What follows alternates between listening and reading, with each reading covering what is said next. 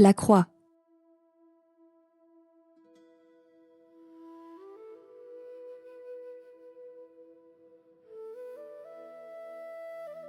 Jésus se tint devant le gouverneur romain, Ponce Pilate, et bien que de nombreuses accusations lui fussent portées, il ne donna aucune réponse.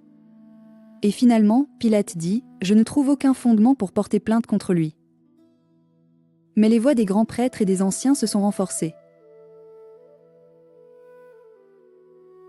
Lorsque Pilate découvrit que Jésus relevait de la juridiction du roi Hérode et qu'il se trouvait à Jérusalem en même temps, il envoya Jésus vers lui, espérant transférer la responsabilité et éviter de contrarier les dirigeants juifs.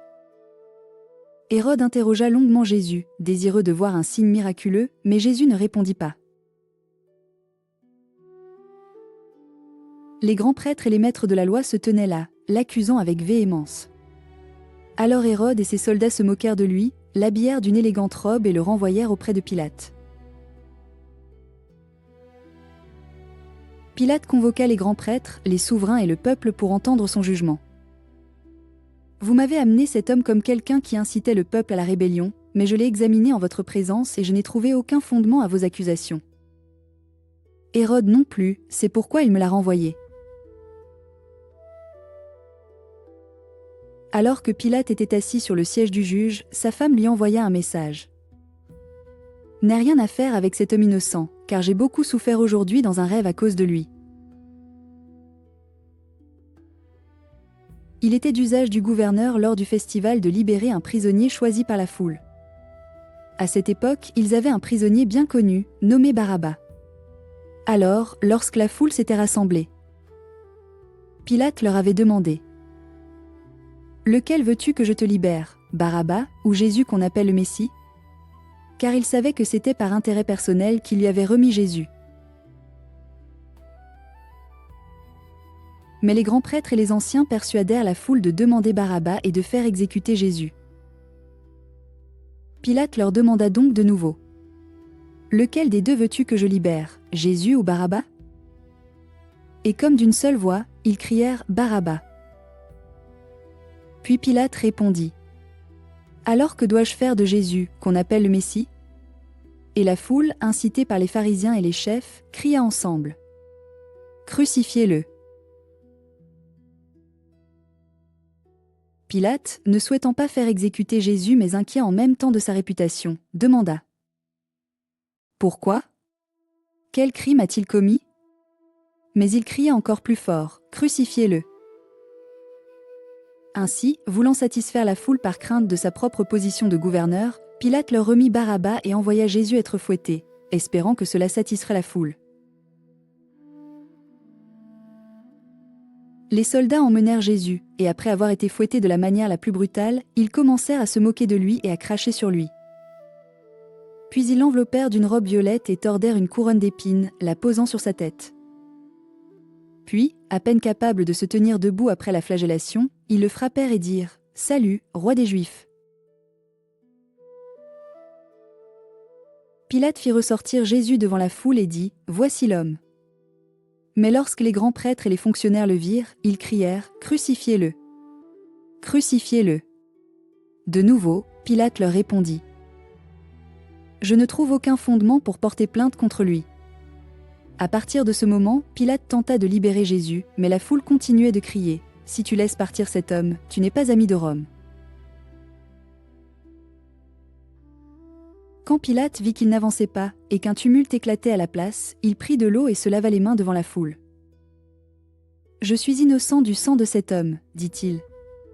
C'est ta responsabilité. » Et tout le monde répondit « Son sang est sur nous et sur nos enfants. » Après que Pilate eut prononcé son jugement, les soldats emmenèrent Jésus. Ils retirèrent la robe violette et remit ses propres vêtements. Puis ils l'ont conduit pour être crucifié. Au début, Jésus portait sa propre barre transversale. Mais au fil du temps, Jésus était si faible qu'il ne pouvait plus le porter. Alors ils ont saisi un homme nommé Simon à Cyrène et l'ont forcé à porter la barre transversale à la place de Jésus. Un grand nombre de personnes le suivirent, y compris des femmes qui pleurèrent et pleurèrent. Et levant les yeux de son corps fatigué, Jésus se tourna vers eux et dit « Filles de Jérusalem, ne pleurez pas pour moi. pleurez pour vous-même et pour vos enfants.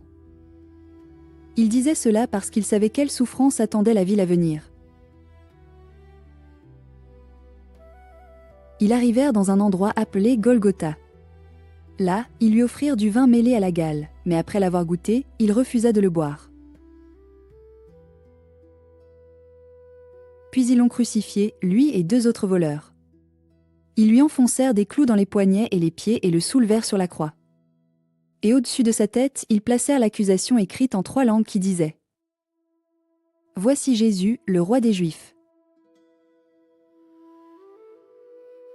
2 criminels furent crucifiés avec lui, un à sa droite et un à sa gauche. Et alors que les hommes souffraient d'une douleur incroyable, 2 soldats de garde ont divisé les vêtements de Jésus en tirant au sort. Certains des nombreux passagers ou qui regardaient lui lançaient des insultes avec des mots comme « Il a sauvé les autres, mais il ne peut pas se sauver lui-même ». D'autres lui criaient dessus « Si tu es le Fils de Dieu, descends de la croix ». Pourtant, depuis la croix, Jésus parla. « Père, pardonne-leur, car ils ne savent pas ce qu'ils font. » L'un des criminels l'a insulté, mais l'autre l'a réprimandé en disant « Nous sommes punis justement, mais cet homme n'a rien fait de mal. » Puis, d'une voix douloureuse, il dit « Jésus, souviens-toi de moi quand tu viendras dans ton royaume. » À quoi Jésus lui répondit « Vraiment, je te le dis aujourd'hui. Tu seras avec moi au paradis. » Près de la croix se tenait sa mère. La voyant, ainsi que Jean, le disciple qu'il aimait, à ses côtés, Jésus, les regardant depuis la croix, dit « Femme, voici ton fils. » Et à John, dit-il « Voici ta mère. » Et à partir de ce moment, John accueillit Marie chez lui et prit soin d'elle. À partir de midi, l'obscurité s'étendit sur la terre jusqu'en milieu d'après-midi. Puis Jésus cria d'une voix forte « Mon Dieu, pourquoi m'as-tu abandonné ?» Même en ce moment de grande souffrance, les paroles de Jésus montraient que ce qui se passait faisait partie du plan de Dieu, évoqué des centaines d'années auparavant. Les paroles furent prononcées à partir des Écritures, du psaume 22, qui avait prédit la souffrance qui se produisait actuellement. Il décrit le rejet, la moquerie et le perçage des mains et des pieds, mais il exprime aussi la confiance en Dieu et la confiance que son but sera accompli. Sachant que tout ce dont il est parlé dans le psaume s'était produit, Jésus a dit « J'ai soif. » Alors quelqu'un dans la foule a porté une éponge de vinaigre de vin sur un bâton à ses lèvres, et quand il a goûté, Jésus a dit « C'est fini. Père, entre tes mains, je confie mon esprit. » Sa souffrance était totale, le sacrifice avait été fait. Le travail qu'il était venu accomplir était achevé, et il abandonna sa vie dans une obéissance silencieuse. À ce moment-là, le rideau du temple, qui séparait le lieu saint du lieu très saint, où Dieu rencontrait le grand prêtre une fois par an, fut déchiré en 2 de haut en bas. Et en même temps, il y a eu un énorme tremblement de terre. Le centurion qui supervisait la crucifixion, voyant ce qui s'était passé, dit « Il était sûrement le Fils de Dieu. » Beaucoup de gens étaient là, observant de loin, craints des Romains et étant impliqués d'une manière ou d'une autre. Ils restèrent silencieux tandis que celui qui avait enseigné, guéri et révélé les voies de Dieu donnait silencieusement sa vie sur la croix. Bien que cela semblait être une fin, c'était en réalité le début de l'accomplissement du dessein de Dieu pour toute l'humanité. La croix est le fil d'or. Un amour qui donne tout. Jésus n'a pas résisté à la souffrance qui lui était infligée. Il a donné sa vie de son plein gré, montrant la profondeur de l'amour de Dieu et la gravité du péché. La croix révèle un amour prêt à se sacrifier pour les autres. Le dessein de Dieu se dévoile. Ce qui semblait être une défaite était l'accomplissement de ce dont il avait été parlé dans les Écritures. Du tirage au sort aux paroles prononcées sur la croix, tout s'est déroulé selon le dessein de Dieu. Les innocents contre les coupables. Bien qu'aucune faute ne lui ait été trouvée, Jésus fut condamné à la place des autres. Barabbas fut libéré, tandis que Jésus prononça la sentence.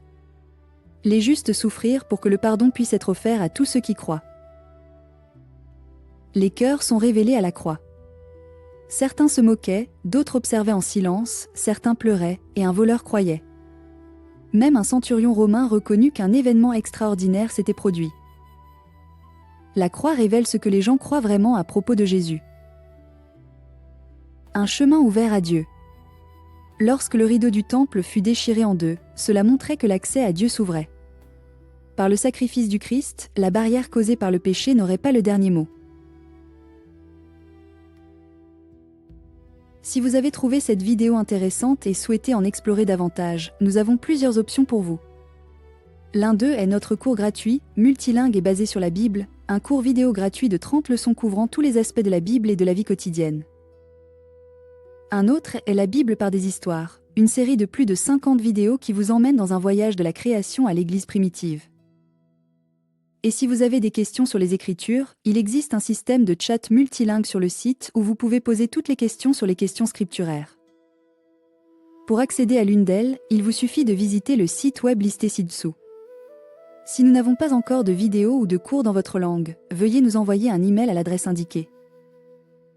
En nous indiquant ce qui vous intéresse et votre langage, et nous ferons de notre mieux pour les créer pour vous.